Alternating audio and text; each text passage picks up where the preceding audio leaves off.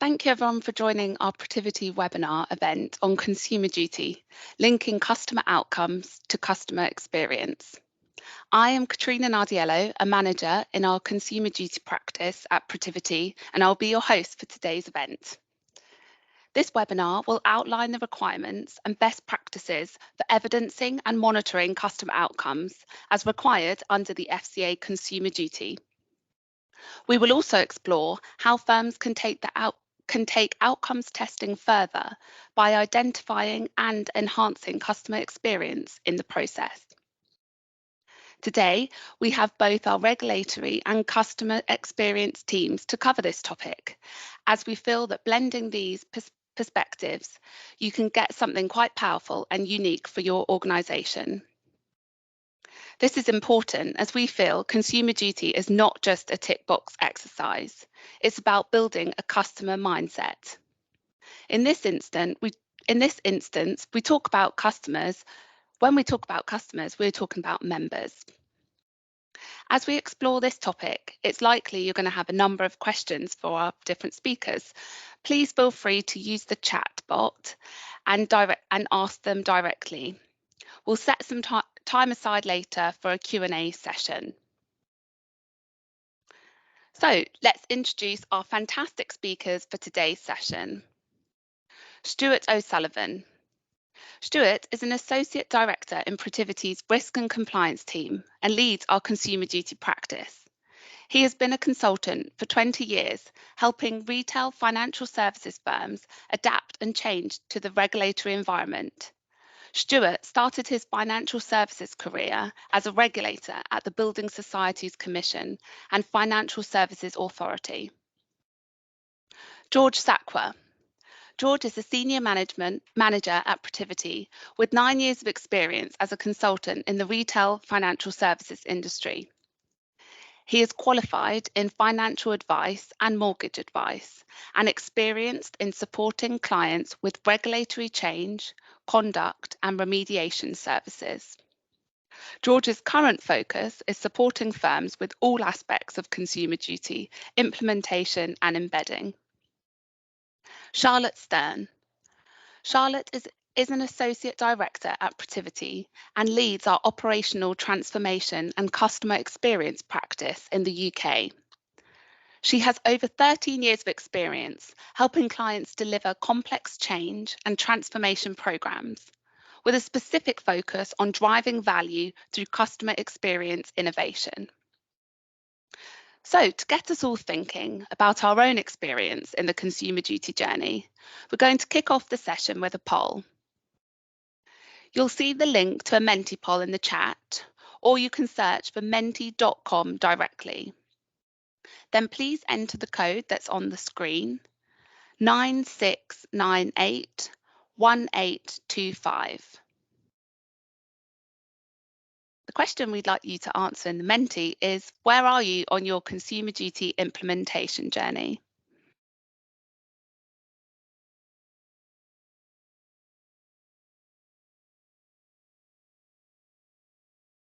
We'll give that a moment to get some results through.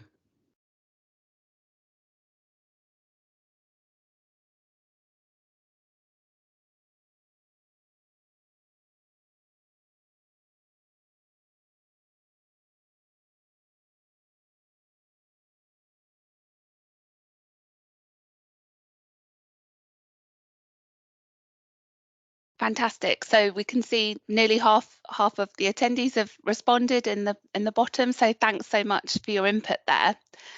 There's definitely a variety of stages of the journey there. Stuart, any surprises for you from the results? Thanks, Katrina, and good afternoon, everyone. It's great to see so many people of you joining the conversation here this afternoon.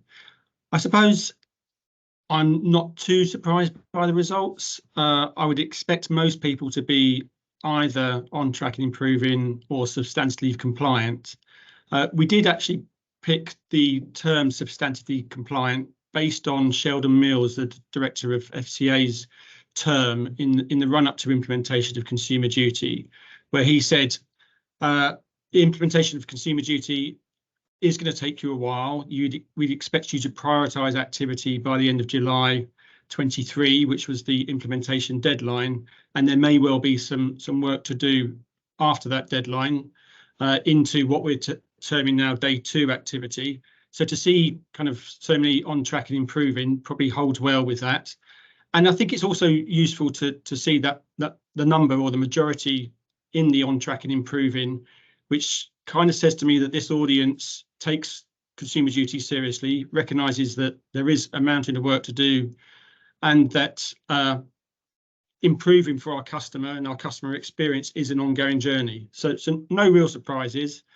I suppose for the few that are behind the curve, there's probably a little bit of please take some of the insights from our conversation here today. But the FCA are actively out in the market testing firms on kind of implementation. So it is time to really start improving. And those comfortable with embedding, great. We'll touch on some of that as we move through some of the slides later in the conversation. Great, thanks so much, Stuart. So this is probably a good time for me to hand over to you to discuss the Consumer Duty framework. Over to you. So as we get into the conversation now, what I wanted to do is just give us a bit of context to the regulatory framework, and then George is going to take us through some of the current challenges that we see with the clients that we're talking and working with. We're probably all very aware of the regulatory framework, but just some of the phrases that I use, or some of the ways that I describe the framework, might be useful at the start of this conversation. So Consumer Duty brings with it Principle 12. As we know, it's a new principle, and it's the first time the FCA introduced a new principle since the year 2000. So it means it's a big deal, really, and it's important from a regulator's perspective. Where Principle 12 applies, so Principle 12 is a firm must act to deliver good outcomes for retail customers. So where you have retail customers, it disapplies Principle 6 and Principle 7. So Principle 6 is treating customers fairly. Principle 7, clear, fair, not misleading. And what the FCA is saying through that disapplication when Principle 12 applies is we're actually setting a higher standard here. So we're going beyond the clear, fair, not misleading. We're going beyond previous TCF initiatives, and we expect more from you as an industry. And in order to help us a little bit further than they did previously on things like TCF, along with Principle 12 comes a collection of finalised guidance and rules. So we've got 50 odd pages of rules which we now need to comply with, and 110 odd pages of guidance. And again, I think that's quite important because the FCA is recognising that with things like TCF, it didn't really give an industry too much guidance on the expectations on what the regulator wanted from you. Now with Consumer Duty, quite clear that it is a high standard and they expect more, and they've given us a lot of guidance. So if you're falling foul of that guidance or not aware of it, you're likely to be challenged by the regulator. So alongside the new principle, we also have this concept of cross-cutting rules. And the way that I like to see those, or the way that I think about those, is that they are kind of the behavioural standards which the FCA are setting. So there's 3 of them, and the FCA say to firms, we expect you to act in good faith towards your retail customers. We expect you to avoid foreseeable harm to retail customers, and you should be enabling and supporting your retail customers to achieve their financial objectives. So when you're designing your strategies, your plans, your new products, and the way that you want to go to market, you should be paying adherence to or thinking about those cross-cutting rules in your strategic thinking. And then we've got these, we've got the 4 outcomes which the FCA introduced as part of Consumer Duty. I won't go into too much of those in this conversation or this introduction because George will cover some of those. But we've got requirements around products and services. So you should be doing ongoing reviews of products and services, and you should be selling them to identified target markets. Your products and services should provide value to your customer, and the price that you get, the customer should benefit from. You should test your customer understanding, be that if they're a vulnerable customer or a specific target market, and you should seek to understand that test or do that understanding testing on an ongoing basis. And you should support your customer throughout their customer journeys. So that customer experience is really where the consumer understanding and the consumer support outcomes come to life. So that's a little bit of the regulatory framework. George is now going to talk us through some of the current challenges that we see with our clients. Great. Thanks, Stuart, and hi everyone. Really good to be here, and thank you for registering and attending. So as Stuart mentioned, we've worked with a few firms to sort of support with their consumer duty journeys, and through that, as well as sort of attending regulator webinars and that kind of thing, got a sense of what we see as some of the key priorities and challenges which are front of mind for people, and hopefully some of these may resonate and strike a chord. So I'll start with cultural change and embedding. And as Stuart alluded to, the requirements of duty are quite substantive and they are far-reaching. We've also seen quite a lot of regulatory intervention or input since the implementation date for open products last July. So what we say is to adopt the requirements fully. There does need to be sort of a cultural embracing of the requirements. So really gearing your firm, your processes, your mindset towards the delivery of good customer outcomes. What that means in practice is, training which sort of feeds through the requirements and makes them commonly understood across your staff base, and individual staff members really thinking how does their day-to-day role sort of affect the outcomes delivered. In terms of embedding, that's difficult in terms, again, the far-reaching element, and some obviously organisations are very large and complex. Consumer duty really ought to be central to sort of policies, procedures, to really kind of make it central to the day-to-day running of your business. There is now a requirement to measure and evidence the outcomes delivered on an ongoing basis. So that's different to sort of what firms will have done previously, where potentially the focus was on monitoring the effectiveness of procedures and those sort of day-to-day operations. Why is this challenging? Well, actually setting the right thresholds and the actual measurement specifically of what actually constitutes a good versus poor outcome. So we now do talk about a more binary threat rating system, whereby outcomes are poor or good, as opposed to what typically may have been the case is where you're reporting on a RAG status, red, amber, green. Moving on to data strategy, so you can only really portray outcomes if you've got the right data and the right inputs to sort of piece together and outline what are the outcomes.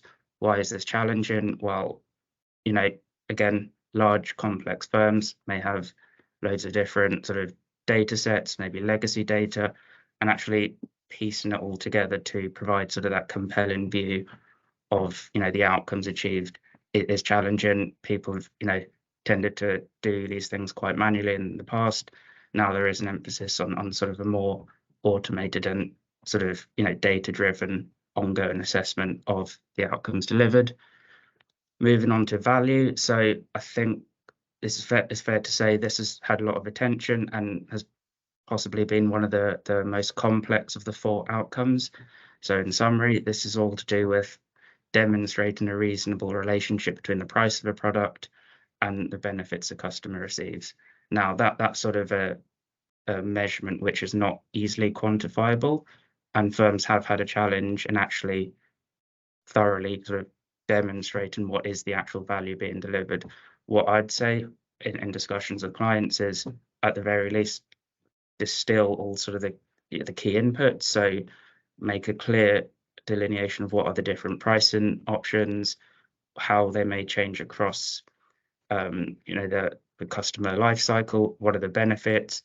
And if I go back again to the challenges specifically, so for value, it's demonstrating that value across your customer base. So that includes vulnerable customers or anyone who potentially are outside that target market. And again, a little bit of an assumption, I think the FCA says across the industry, in assuming that business models are inherently offering fair value. That's not correct. Firms do need to challenge themselves on whether value is being delivered. Moving on to understanding. So as Stuart alluded to, there is now a requirement to test for the communications. The finalised guidance does provide some guidance, and it talks about a direct approach, an indirect approach, but really to sort of establish the levels of understanding, again, is not necessarily clear cut. What you might be able to do is sort of determine the efficacy based on the actual action taken, as opposed to sort of that desktop review of a communication. And then sort of bringing it all together, there is now an obligation to sort of perform that testing on an ongoing basis to essentially assess yourselves in terms of how well you're doing and what I guess needs to be improved. So that moves me nicely on to sort of the next slide I want to talk about, which is essentially our view on what a good outcomes testing framework may look like. So I'll just sort of start from the top, basically. So outcome testing refers to the holistic review of a customer's journey to determine whether, based on their individual circumstances, they received a fair outcome from their provider. This is a significant shift which requires firms to consider outcomes provided for consumers and goes beyond traditional quality control methods, which basically assess whether policies or processes have been followed. The benefit of this is essentially you'll be able to demonstrate whether your products, services are meeting the needs, characteristics and objectives of the target market, whether they're offering fair value, and whether you're sort of delivering appropriate levels of understanding and support across the consumer base. Importantly, and as I'll come on to during the slide, it is all about finding opportunities for improvement and then actually acting upon those and executing improvement. What I'd say is, prior to Consumer Duty, approaches have typically been quite manual and have provided limited coverage. So here there really is sort of an onus to not start from scratch, but really think through how under Consumer Duty we need to go about things in terms of that outcome testing approach. Outcome testing should be incorporated into a wider control framework as part of a continuous improvement cycle into product, services and customer journeys. And what, again, we've said to other clients is they do need to be, so specifically the customer outcomes, they need to be evaluated repeatedly across sort of a customer's duration with a firm. So that recognises that circumstances may change. They might be in a different part of the product life cycle. So if we think, for example, a retirement journey, there'll be several unique outcomes across that journey. And I think final point, if we look to the left-hand side of the slide, is outcome testing. While an individual outcome will be a point in time, there are sort of different inputs you can use to sort of determine what that outcome is. So with that, I'll just sort of talk through the sort of the central part of the slide, which sort of our view on sort of key steps to an effective outcome testing framework. So starting with number one, what we'd say is firms should perform end-to-end customer journey mapping, and this will apply to sort of different products and services and the different types of journey available within those products and services. So what firms need to do, and likely will have done to a degree, is document sort of the key touch points, interactions, and the decision points across the customer life cycle, because all those factors will influence the outcome delivered. On that basis, firms should define their specific outcome statements, which will be used essentially as a means of testing against. So as an example, a firm we're working with recently, a relatively simple sort of customer journey, they have 20 outcome statements, basically all encompassing and cover the various outcomes which can be achieved. Moving on to the testing approach. So again, four elements I just want to cover off here, starting with coverage. Firms should determine the level of assurance that is required from outcome testing and confirm sort of the scope areas, products, areas of business, all that kind of thing.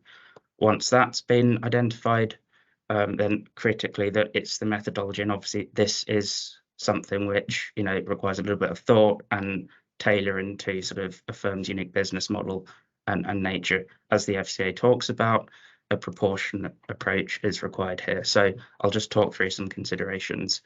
In terms of the actual method, so how do you deliver and conclude on an outcome? And considering, as I said before, this ought to be good versus poor, well, you can perform desktop reviews. So that may look like sort of reviewing basically the documentation and interactions across the full spectrum, in terms of like an Excel spreadsheet or something of that nature, and essentially reviewing, performing that assessment and delivering sort of an outcome on that basis. What firms may also do is perform sort of a more data-driven approach, which uses sort of automated data feeds and against various thresholds to sort of conclude, whether the outcome is good or poor. What I'd say is a mixture of both tends to work well. So you get sort of the top-down view using the data and sort of the bottom-up view using, your more desktop-based approach. But again, what is the right approach is, again, needs to be tailored to sort of a firm's unique characteristics. Moving on to the sample, so firms need to consider how many customers they need to test, so across their population, to essentially get a comfort. And this is probably basic sort of compliance testing. It's getting the right sample that can be risk-based or proportionate for that sort of that desktop type approach, potentially focusing on higher risk journeys, so where there's markers of fraud or other things which may lead to poor outcomes, such as the identification of vulnerability. And then finally the scoring. So ideally reaching a good versus poor outcome. We have seen instances where firms continue to use red, amber, green statuses in their monthly reporting. While that does have its benefits, it can sometimes be challenging to actually distill the underlying outcomes. And we've seen examples where even though green is being reported, there potentially are pockets of harm underneath that. So if that is what is being adopted, what I'd suggest there is have a framework for maybe diving into the greens a little bit further and just overlaying sort of that mainline reporting. And then sort of moving back to the wheel then. So obviously you've got your approach, execute. Obviously that will require the relevant staff to sort of deliver and put that all together. Critically, when it comes to outcome testing, so this is all for a purpose, that purpose being sort of continuous improvement, identifying areas to improve or make a change, be it processes, products, so as an example, the withdrawal or amendment of a product, or changing something like how a call center operates and that kind of thing. And then finally, taking action, actually executing the action, as we'll come on to later in the presentation. The board report, which is needed on an annual basis, will need to portray what action is being taken. And then we talk about a cycle because all those learnings from across 1 to 6 steps should then go back to, okay, how do we do it better next time when we're sort of looking at new products, new services, and new business units. So hopefully that was sort of a useful summary of what we think is a good framework for customer outcome testing. And as I sort of touched upon, there's lots of sort of data and insights across that journey which may be looked at. I think that's a nice segue to sort of pass over to Charlotte, who will talk about how those sort of data points can be leveraged, I suppose, to think through the customer experience. Absolutely. Thanks, George. So why the focus then on customer journeys and customer experience? Well, you may have noticed that we haven't really talked much about process through this discussion. And historically, we would have been quite heavily focused on mapping and documenting our operational and functional processes to drive insights around process inefficiencies and opportunities for improvement. And whilst it's still extremely useful and important to have this view across critical business processes, if we really want to understand and impact the experiences that we're offering to our customers and drive good customer outcomes, then we need to think beyond the process and really look at those experience journeys. So customer journey maps will really help to provide insight into your most significant customer interactions and touch points. They will consider emotions and feelings and really focus on those critical moments with your customers to surface opportunities to increase customer impressions, improve experiences, and ultimately drive increased customer loyalty. You will undoubtedly discover multiple customer journeys across one business process. So for example, if you were documenting your end-to-end mortgage application process, you would most likely consider the process happy path, identify unwanted deviations from that, and focus in on trying to solve for some of those process inefficiencies. However, if you really look at this end-to-end process from a customer perspective, you will identify multiple legitimate customer journeys focused on customer touchpoints, experiences, and emotions, which will differ across different customer groups and personas. And as we've heard from Stuart and George, and in line with the Consumer Duty regulation, firms are required to demonstrate that they are delivering good customer outcomes and be able to test and monitor these outcomes effectively. And it's clearly very important to ensure compliance with this regulation and put in place strategies and approaches to support the delivery and monitoring of good customer outcomes. However, and I am conscious that the primary driver for this session is very much a compliance one, I would say that if you are looking at this from a compliance angle, then you are potentially missing a trick from just a compliance angle. In a competitive marketplace such as this, we are seeing that forward-thinking organisations are being ambitious in this space. So they are taking the opportunity to leverage consumer duty activity to think more broadly about the interactions and experiences that they are offering to their clients as they engage with their products, their services, and their brand. And it really does depend on the scale of your ambition here. But I would suggest that rather than thinking about consumer duty as a regulatory tick box exercise and just looking at it from that compliance angle, you could consider your broader customer experience strategy to develop something that is really quite unique and powerful and value adding to your business and your customer base. And this will help you to differentiate yourself and give you a competitive advantage in this environment. So how do we go about developing and documenting customer journey maps? And how can they help improve customer outcomes in line with the Consumer Duty? Well, you want to start engaging with your customers and stakeholders at the outset and throughout this process. So this should be an always-on activity and is critical to ensuring that you are effectively listening and responding to your customers and that you deliver solutions that are fit for purpose and meet customer needs. You should start with an understanding of the objectives and expectations of a journey or a set of journeys, for example, around mortgages. And this will be very high level at this stage, and you may wish to conduct some external research around examples of good practice from a CX perspective to inform your objectives for your customer journeys. And so in order to actually start identifying and mapping the different experience journeys, you'll need a deep understanding of your customer personas. And you may have already considered these, or you might be just starting out on this process. But it is worth noting that this should not be a one-time exercise. You should continually assess and update your key customer groups and personas, as these are constantly changing. For example, vulnerability can be a fluid thing, and customers may move in and out of defined vulnerable customer groups. And just to reiterate again, you should make sure that you continually include customers and stakeholders in this activity to gather feedback, adapt, and evolve. And when it actually comes to developing and documenting customer journeys, these should consider a number of key elements. So they should include steps and sub-steps and actions. And these will be different to your sort of standard process steps and will focus more on customer activities and actions. So again, really continuing that customer focus. A common flow of interaction. So how does the customer engagement flow throughout the journey? Pain points and challenges are really important to identify and call out, and they will help to inform and prioritise opportunities to improve customer experience. And thoughts, attitudes, and emotions are where you can really drive that added value over and above your standard process mapping. And you can actually document and depict your customer journeys in many different formats.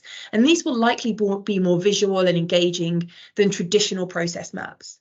But again, what is most important is that they will always be working documents. So they should be reviewed and updated at regular intervals to make sure they reflect the latest journeys, the latest customer personas and customer groups. And then mapping your documented journeys to your existing capabilities, resources, and to the value that they are adding will help you to identify key gaps and to prioritise areas of focus to improve experiences and interactions. And defining performance indicators and metrics will enable you to continuously monitor these journeys and to track improvements to support business cases and also future investment in customer experience enhancement and strategy development. And finally, these metrics and the resulting data can then be used to support your testing and monitoring of customer outcomes in line with the Consumer Duty. So this information will form an important component of your customer outcomes data to be used for outcome testing and monitoring. And Stuart will go on to describe this in a bit more detail in relation to the customer outcomes data. Thanks, Charlotte. Yeah, so I think we've heard there from both George and Charlotte about the importance of outcomes testing and the importance of linking that into your customer experience. This slide here then takes those two concepts and talks about what does good customer outcomes data and what does a good customer outcomes data strategy look like. Clearly, there's been a big focus on this. In one of the thematic reviews which the FCA did pre-Consumer Duty implementation, they did a review of a sample of firms' data strategies and basically found that poor performing firms were taking their existing conduct risk or TCF related MI and just rebadging that and using that as the way that they would prove their outcomes for Consumer Duty. And what we are trying to say through the conversation here today is that's probably not the best way to start about it. The FCA have encouraged you to rethink the data that you've got here. And where we start is in the kind of the outcome reporting framework, which we've got in the middle part of the slide there. So best practice consumer outcomes data should start with your firm's specific customer outcomes. And you do that, so you identify what those specific customer outcomes you want to deliver. You do that by looking at your product life cycles, and as Charlotte was referring to there, your customer journeys. Products and customers buying them is how you turn a consumer into a customer, and doing that well and making sure their experience is great turns that customer into a loyal customer who will then tell other people about it, and you will breed brand loyalty through that individual customer.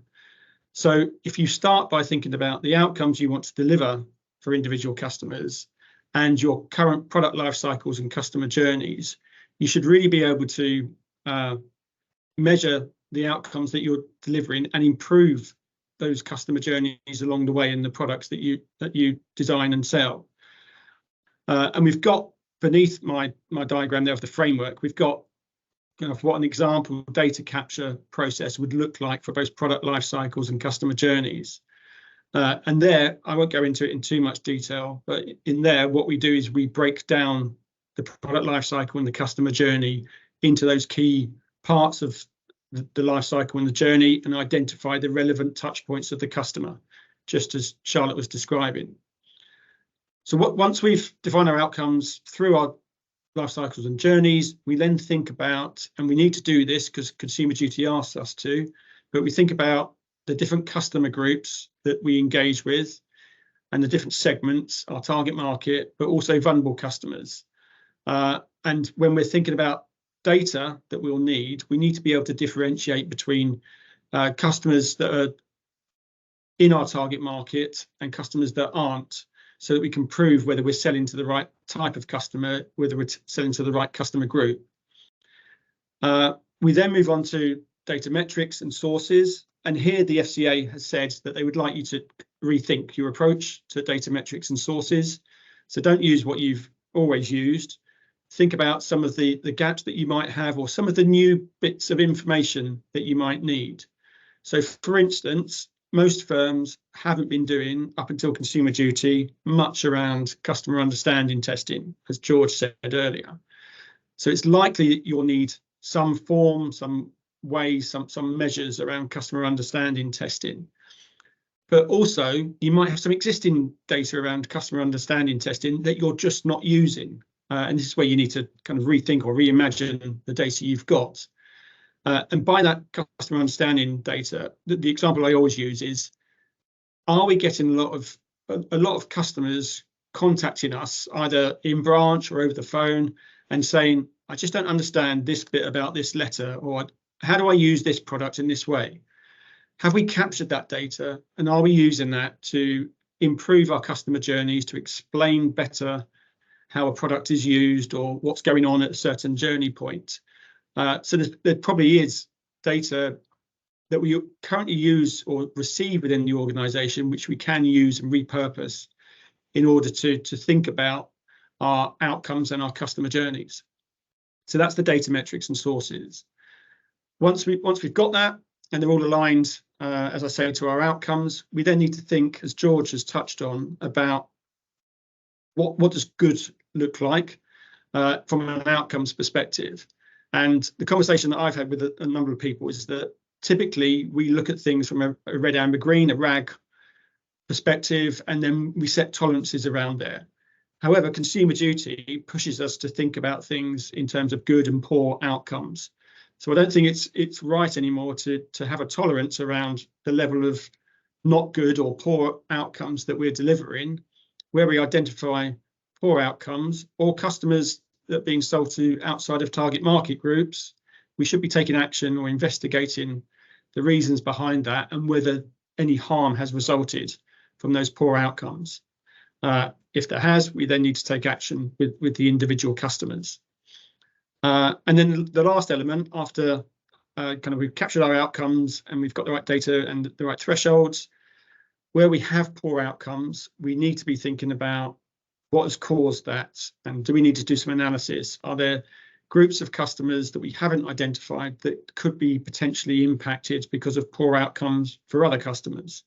So our root cause analysis, our investigation needs to be holistic. I know many firms have good models in place for complaints handling because the rules currently require that you have those in place. What we're saying here is for your outcomes, you need to treat that data and the poor outcomes you're delivering for customers in the same way, and think about changes you can make to product life cycles, customer journeys. So that's our customer outcomes data and an appropriate approach to customer outcomes data. And you will be reporting that into relevant forums on a regular basis. The next area we wanted to touch on the next slide is the all-important board report, which is coming up. I know some firms have chosen to already produce their annual board report, but a lot of firms are sticking to the 31st of July or the 30th of July or the year deadline that you have to produce the Consumer Duty board report. So this is required by the rules and the finalised guidance, and you're required to do this on at least an annual basis. So a lot of firms will be thinking about what this looks like at the moment. On the left-hand side of the slide, where we've got the Consumer Duty board report in dark blue there, those are the areas beneath that the finalised guidance and the rules call out as having to be specifically addressed through the Consumer Duty board report. So you need to be reporting the results of your outcomes monitoring activity, and whether you have been delivering good, poor outcomes to your customers across your products and services. You also need to look at different consumer groups that you've been selling to and whether there have been differential outcomes. And remember, vulnerable customers need to be receiving at least as good an outcome as other groups of customers. You need to think and explain within the annual board report the action that you've taken off the back of any of the analysis that you've done on differential outcomes, and the action you've taken to any risks or issues that have been identified through your ongoing monitoring activity.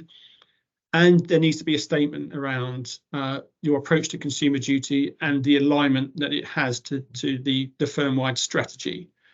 So it is a board or a governance report that needs to be produced, And that's what the FCA have set out in the guidance needs to be covered. On the right-hand side, we then have listed out what we see as some of the key characteristics of what an effective Consumer Duty board report should look like this first time round. Now, firms are of different sizes, so there is no prescriptive, this is what a template for a board report looks like. It's down to you to decide. The FCA were asked whether they'd give some kind of an idea as to what should be covered. All they've committed to is what's on the left-hand side of the slide. So depending on the size and the nature of your firm, you may have lots of different governance forums which currently consider consumer duty data. But when you roll it up to the board level, that can prove quite difficult. However, if you're a smaller firm, it's probably a bit easier to present the board with something which is digestible. And I think that's probably one of the early characteristics of what a board report should look like. It should be digestible for the people that are receiving it. It should clearly show progress. And it should clearly show the action that you want to take as an organisation and that alignment to strategy. So I expect the first annual board report to have a good chunk or a good summary of the progress that we have made. As I say, they're an honest assessment of the journey to date for Consumer Duty, including what we've got left to do, our day two activity, which might touch on some of the closed book stuff. For those firms that are doing closed book reviews, and it also might include a plan to embed Consumer Duty, noting that on our first poll, there are only a few people that noted that they were close to embedding or comfortable with the embedding process. So some comment on embedding and the actions needed for that, I think, would be useful. The scope of the report, it should cover performance against the principle, the cross-cutting rules, and the 4 Consumer Duty outcomes. So however you choose to set that out, that's the questions you're trying to answer is your compliance with Principle 12, the 3 cross-cutting rules and the 4 outcomes.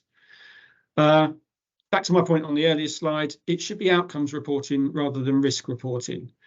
I think a lot of, given the journey that we've been on, from treating customers fairly into conduct risk, now into Consumer Duty, for our retail customer related risks, I think it's quite natural that the current reporting, or we are used to having reporting on a risk basis because we've moved from conduct risk into Consumer Duty. Now we need to think about more outcomes reporting rather than just risk, and we need to think about root cause assessments and outcomes testing analysis. We do need to mention the actions taken, so that moves root cause into the rectification areas. And we need to think about talking about enhancements, improvements. What is our plan going forward for Consumer Duty? Because compliance is a today issue. If our board report is to say, how do we comply with Consumer Duty today? Let's not be complacent. Let's not rest on our laurels. What is our journey towards the next board report? And you could include in there strategic developments, so new products, new routes to market, new distribution strategies, new third parties. All of that is useful information to include for the board from a Consumer Duty perspective.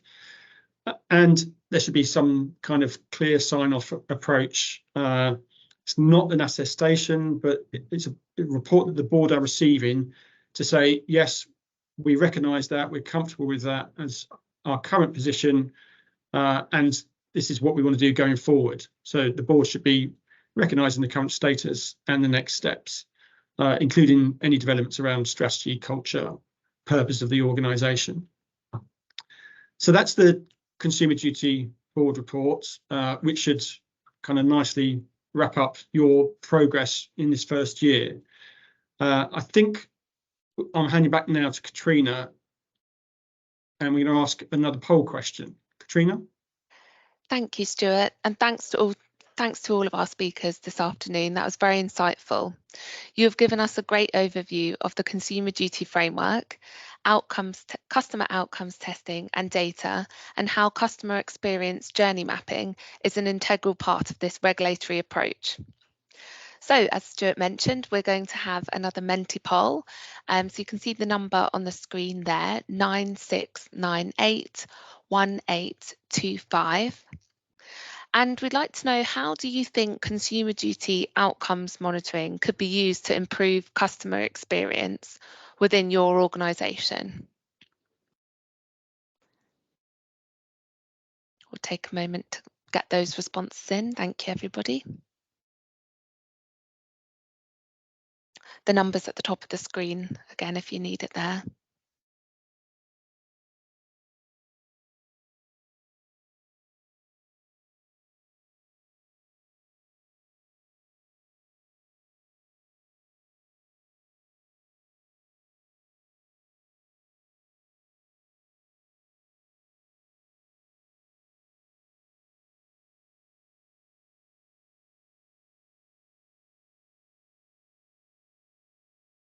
Fantastic, thank you.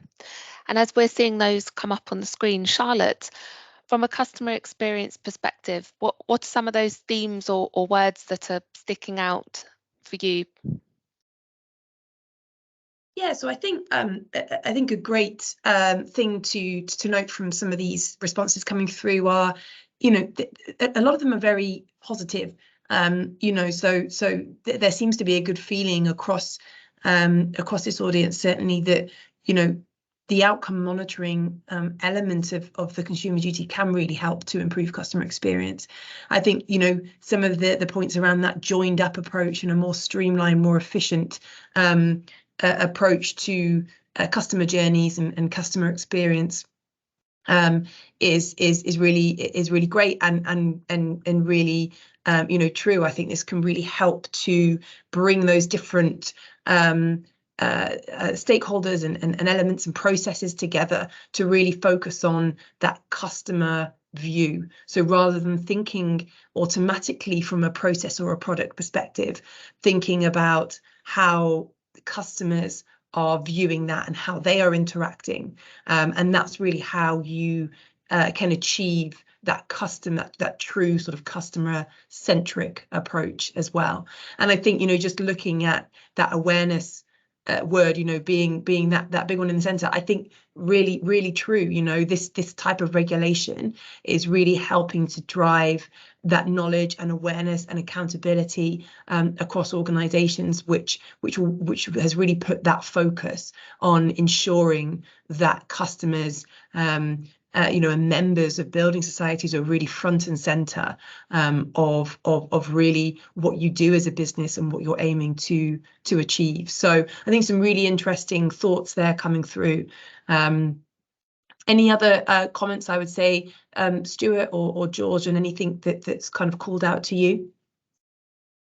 So what comes out for me is, in addition to what you said there, Charlotte, some of the improvement aspects, which I think is great, because as we've tried to say through our presentation, we don't see Consumer Duty as a compliance tick box exercise. It's about getting the evidence that we are delivering the things that we want to do strategically, but getting feedback on that customer experience and seeking to improve it where we can. Because if we link those two together, kind of the Consumer Duty aspirational strategic stuff with continuous improvement of the customer experience, we do start to develop a differentiator, or we differentiate ourselves from our competitors, and can then have evidence of where our customers think we want to change. So a lot of positive language, which I think in itself is a positive about, you know, the ongoing improvement piece. Definitely, yeah. Thanks, Stuart, for that insight, as well as Charlotte. Definitely lots of positives there. Okay, so we now have a few additional questions for our speakers. Thanks for all of those who've submitted your questions as we've gone along. So Charlotte, we'll start with you. Are there any technologies that could be applied to support customer journey mapping and demonstrate good customer outcomes? Yeah, absolutely. So there are a number of different technologies that can be used, certainly for the actual creation and development of customer journey maps, and those might be similar to sort of some of your process mining technologies, but with that real focus, as we're saying, on customer sentiment and customer emotions and feelings. I would say what's really quite interesting as well, if we're thinking about customer experience, but also being able to test and monitor outcomes, is communications mining is a really interesting technology to be used in this space as well. So communications mining can be used to really turn all types of communication, written, verbal, into data to be used by your organization, and that can be outbound communications to customers, so to help automate some of the communications going out to your customers to drive and enhance customer experience, removing wait times, etc. When customers are trying to communicate with your organization. But then using customer communications mining actually on that inbound communications from customers will really help to drive insights around customer sentiment, and that can really help to form part of that data set for that outcomes monitoring and improvement as well. So you can really see, how are customers feeling and responding in relation to their interactions with your organization.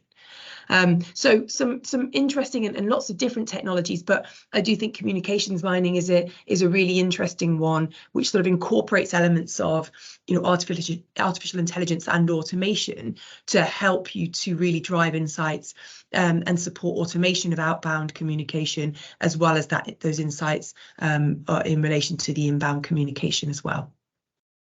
Fantastic, Charlotte. Thank you so much for sharing that.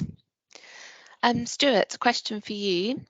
Does the FCA have any areas of particular focus for concern, and what should firms be currently focusing on? So I think the FCA has spent the first 6 and ongoing months out in the market looking at particular business model issues that they've historically seen. So we know that they've had a look at retail savings market, and anyone with retail savings may well have been included in the thematic work that they've done on that. They've done some similar work on investment platforms, looking at the fee models there and how cash holdings work. We know that historically they've done some work on the GI, general insurance pricing practices market. So there's been a lot of focus on business model issues from a product perspective, so big challenges on value assessments. The FCA are now moving into their thematic work on evidencing outcomes, and some firms may be involved in the thematic work they're doing there. But the other thing that we're seeing as a big key trend at the moment is information requests from the FCA. So there isn't a client that I don't speak to that doesn't say, we've had this request in last week. They all have very short deadlines to respond to, so you typically get a 2-week turnaround time. But the FCA we can see they're moving to this data-led regulator. So being able to, as an organisation, trust your data and provide that to the regulator when requested, I think is a bit of a trend at the moment. And that kind of flows through into the outcomes testing, the board reporting, the data strategy piece, which is why we used a couple of slides to explain that. So FCA very much focusing on known issues, moving into the market now to understand the evidence in, and data is going to be the way that they're going to be supervising going forward. Fantastic, Stuart. Thank you for that insight there.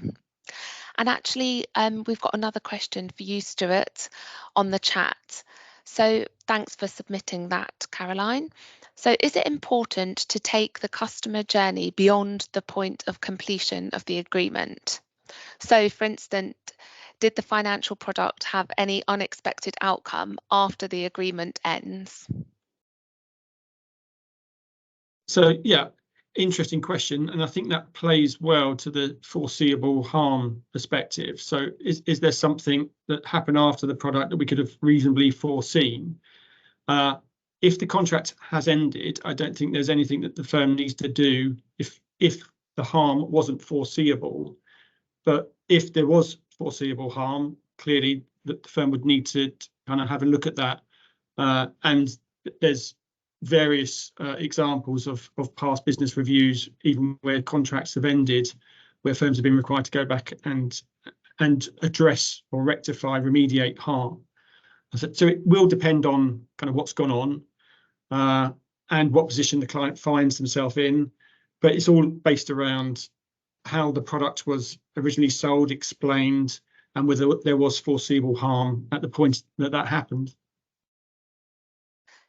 I would just to add to that piece as well, that I think from an experience perspective, the sort of concept of that, lifelong customer as well is a really interesting one. So, whilst I think there's, this is a really interesting question from a regulatory standpoint in terms of, is that something to be responsible for after the agreement ends, but also considering, what's that relationship that you might still hold with your customers, after an agreement or a certain product ends, but actually, it's important to consider those as potential, again, future customers that might come around, and to think about that whole customer journey, not just being with your existing customers, but sort of spanning both sides of that as well. So I think it's a really interesting question around, is there that regulatory requirement and consideration, but then also, is there a real opportunity to stay in touch and keep in touch with your customers, and sort of support that process if there are some unexpected outcomes after the product ends as well. So I think a really interesting question, quite a complex one, I think, in terms of what the requirements are, but also what the opportunity is. Fantastic. Thank you, everyone, for your very good questions and your wonderful responses to our speakers. So I'd like to take the time to just wrap up this afternoon's webinar. Thanks again for attending the webinar linking consumer duty with customer experience. Stuart, George and Charlotte have provided a clear rationale for this regulatory requirement to demonstrate customer outputs. As we've heard multiple times throughout the webinar, this is not just a tick box exercise, but a real opportunity to improve the experiences and interactions for your members, for what you want to deliver, and to create a true differentiator. So as you can see on the screen here, we have various resources that Protiviti have put together. Please get in touch if you would like a copy of those. We also have an upcoming webinar in March, partnered with SkyJed, which will be on product governance and the life cycle management. We really hope you've enjoyed today's webinar by Protiviti. Thank you so much, everyone, for attending. Hope you have a wonderful afternoon.